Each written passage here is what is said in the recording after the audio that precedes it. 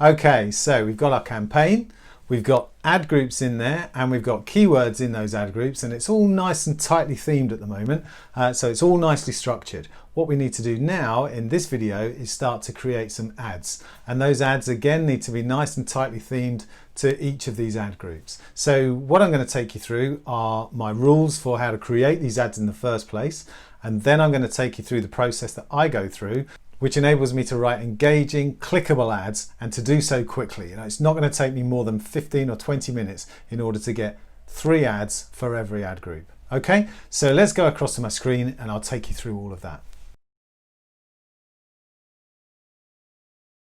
So how to write great, engaging ads that people want to click on. Well, before we go into that, let's have a look at the anatomy of an ad.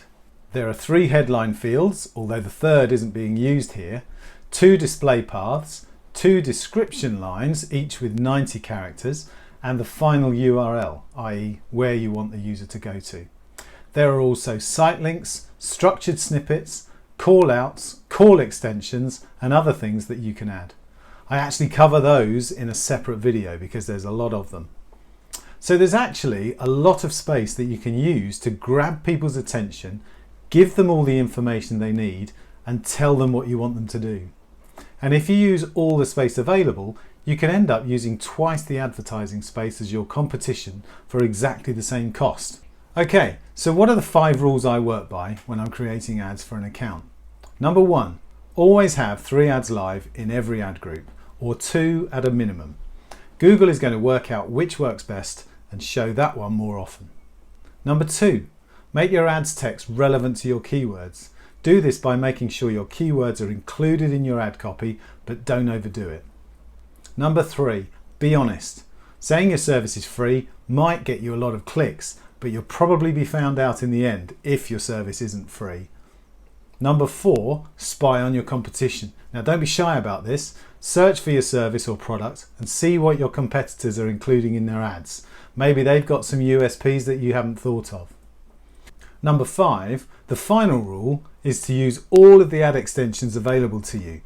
There's a lot of them, and as I said earlier, I'll cover all of that in a separate video later on. Okay, so with those 5 rules in mind, this is how I go about writing 3 ads per ad group. Bear in mind that at this stage your ads text is just guesswork. You don't know what your users are going to want or what aspects of your business that's going to resonate with them. Here's the structure I use, and to demonstrate it, I'm using a dummy car insurance company.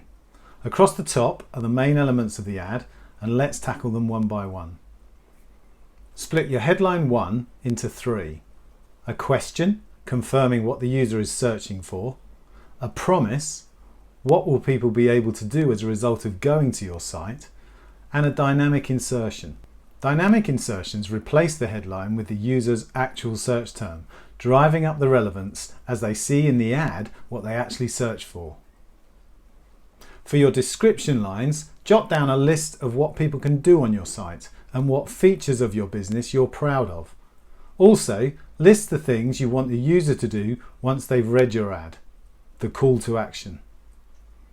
Lastly, for the display URL, make sure it ties in with the keywords and your ad text. Remember, it's just for display. It doesn't actually have to go to a page of that name.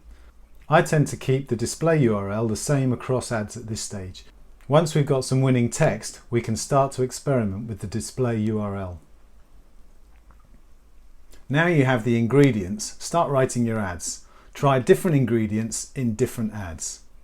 Don't agonize over the text. Make sure that you use capitals at the start of all words and don't overuse exclamation marks. Once they're written, your ads should look something like this. This whole process shouldn't take you more than 20 minutes to do. The important thing is to get them written as best you can and get them live. Once they're live, your visitors will be deciding which content, which features, and which calls to action that appeal to them most.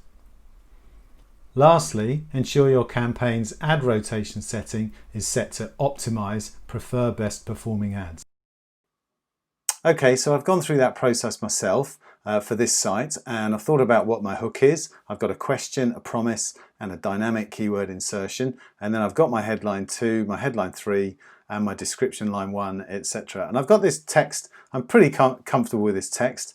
So what I'm going to do, without worrying about it too much, the thing here is speed. I'm going to now copy that text and paste it for all of the other ad groups, and then I'm going to go into that text and I'm just going to change it around slightly so that the text is more in line with the ad group. Okay, so I'm just going to go and do that now. Okay, so there we are. So that took me about 10 minutes, no more than 15 minutes in order to write all of those ads. It looks like a lot of work, but it's actually not. What I did was I just copied and pasted everything from these first 3 that I created into these other ad groups, and then just did some really bulk changes in terms of the key terms in there to change the text around a bit to make sure that it's more in line with the ad group that it's going to be a part of.